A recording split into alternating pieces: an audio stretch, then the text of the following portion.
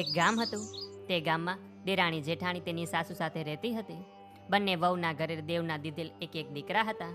મોટી વહુ ઈર્ષાળુ, જ્યારે નાની વહુ બહુ ભલી, ભોળી અને પ્રેમાળ હતી. એક વખત શ્રાવણ માસમાં રાંધણ છઠનો દિવસ આવ્યો. સાસુએ નાની વહુને રાંધવા બેસાડી.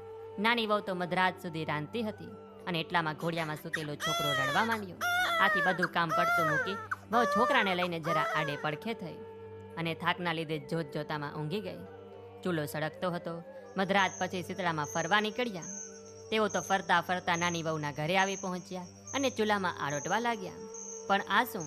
શીતળામાના શરીરે ઠંડક લાગવાને બદલે લાઈ લાગવા લાગી. તેઓ તો દાઝી ગયા અને આથી તેણે વહુને શાપ આપ્યો કે જેવું મારું શરીર બળ્યું એવું તારું પેટ બળ્યું. સવારે ઉઠીને વહુએ જોયું તો ચૂલો સળગતો હતો અને પડખામાં સૂતેલો છોકરો મૃત દશામાં હતો. તેનું પણ આખું શરીર દાઝી ગયું હતું. નાની વહુ રડવા લાગી. તેને ખ્યાલ આવી ગયો કે જરૂર શીતળામાએ શાપ આપ્યો હશે. તે તો રડતી રડતી સાસુ પાસે ગઈ અને બધી વાત કરી.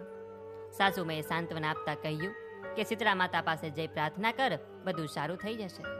બાળકને ટોપલામાં નાખી નાની વહુ તો નીકળી પડી. રસ્તામાં બે તલાવડી તેણે જોઈ.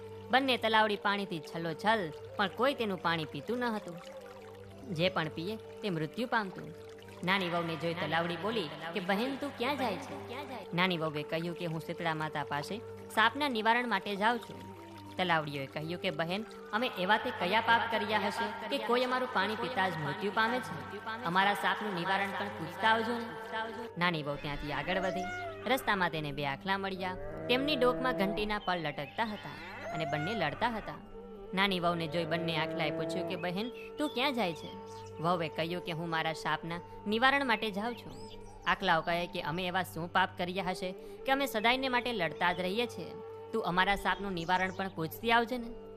નાની વહુ આગળ વધી અને થોડે દૂર જોયું તો બોરડીના ઝાડ નીચે એક ડોશીમાં પોતાના વાળને ખંજવાળતા બેઠા હતા. વહુને જોઈને ડોશીમાં બોલ્યા કે બહેન, મારા માથામાં બહુ ખંજવાળ આવે છે, જરા જોઈ આપો ને. વહુ તો દયાળુ હતી. તેને ઉતાવળ હતી છતાં પણ પોતાના છોકરાને ડોશીમાના ખોડામાં મૂકી જુઓ વીણમાં બેસી ગઈ. થોડી વારમાં ડોશીમાની ખંજવાળ મટી ગઈ. તેમણે તો વહુને આશીર્વાદ આપતા કહ્યું કે જેવું મારું માથું ઠર્યું એવું તારું પેટ ઠરજો. આટલું બોલતા જ ચમત્કાર થયો.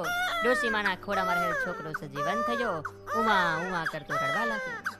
બહુ આશ્ચર્ય પામ્યું. તે જાણી ગઈ કે આ ડોશીમાં બીજું કોઈ નહીં પણ શીતળા માતા જ છે. આથી તે તેના પગે પડી ગઈ. વહુએ તલાવડીઓના સાપનું નિવારણ પૂછ્યું તો શીતળા માતા કહે કે પૂર્વ જન્મમાં આ બંને તલાવડીઓ શોક્યો હતી અને રોજ ઝઘડિયા કરતી. કોઈને શાક છાશ આપે નહીં, આપે તો પાણી નાખીને આપે. આથી એમનું પાણી કોઈ પીતું નથી.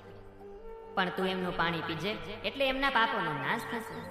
એ પછી વહુએ આખલાઓના સાપ વિશે પૂછ્યું તો તેના જવાબમાં શીતળામાં બોલ્યા કે ગયા જન્મમાં બંને દેરાણી જેઠાણી હતી અને એટલી બધી ઈર્ષાળુ કે કોઈને દળવા ખાંડવા દેતી ન હતી.